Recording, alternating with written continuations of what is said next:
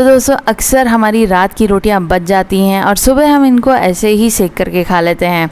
कितना मज़ा आए अगर हम इन रोटियों से लड्डू बना लें। तो दोस्तों आज हम बनाने वाले हैं पुलीचा लड्डू या चूरमा लड्डू। दोस्तों इन लड्डुओं को आप बना करके रख दीजिएगा, एक एक थाली में परोस दीजिएगा। मिठाई की मिठाई होगी और जो तारीफ़ होगी वो अलग। तो जैसे कि आपने देखा मेरे पास रात की बची हुई 6 से 7 रोटियां हैं। तो इन रोटियों को जनरली लोग हॉटकेस में ही छोड़ देते हैं, मगर जब मुझे पहले से ही पता होता है कि रोटियां बचने वाली हैं या फिर मेरे सामने ही जब सब खाना खा चुके होते हैं और तब रोटियां बच जाती हैं, तब मैं इनको एक फॉइल पेपर में रैप करके या फिर किसी अच्छे एयर टाइट कंटेनर में रख करके फ्रिज में रख देती हूँ। वैसे तो आप हॉटकेस में ऐसे भी छोड़ सकते हैं, मगर अगर पहले से पता हो तो आप इनको फ्रिज में भी स्टोर कर सकते हैं। तो अब हम इन सभी रोटियों को इस तरीके से तोड़ करके एक मिक्सी के ग्राइंडिंग जार में डाल देंगे। रोटियों को तोड़ करके हम इसलिए डाल रहे हैं ताकि इन्हें पीसने में कोई दिक्कत ना आए। और अब हम इस ग्राइंडिंग जार का ढक्कन लगा देंगे और इन रोटियों को एकदम बारीक होने तक पीस लेंगे।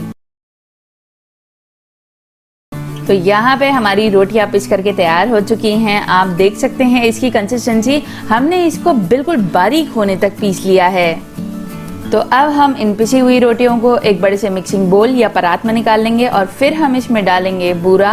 तो यहाँ पे आज 6 रोटियों के लिए मैं डाल रही हूँ 3 चम्मच बूरा। ये घर का बना ही बूरा है और बूरा कैसे बनाया जाता है इसकी रेसिपी है मेरे चैनल पे।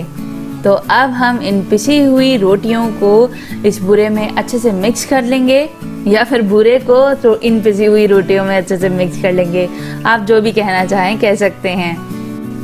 तो अब मैं थोड़ा सा मीठा चेक कर लेती हूँ कि सही है कि नहीं। तो यहाँ पे बिल्कुल परफेक्ट मीठा है।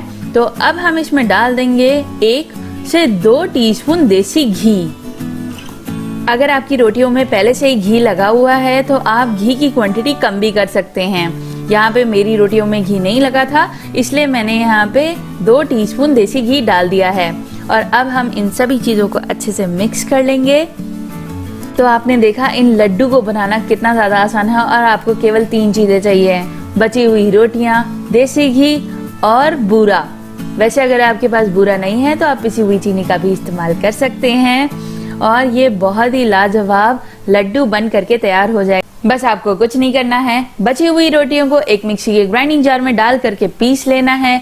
उसमें मिला देना है बूरा या पिसी हुई चीनी और देसी घी और इस तरीके से गोल गोल लड्डू बांध करके तैयार कर लीजिएगा और आपकी मिठाई तैयार हो जाएगी। उम्मीद है आपको मेरी आज की ये सुपर यूजफुल और इम्प्रेसिव रेसिपी पसंद आई होगी। अभी के लिए विदा लेते हैं, फिर से मिलते हैं एक नई रेसिपी के साथ। तब तक के लिए घर का खाएं, अच्छा खाएं, stay healthy and enjoy!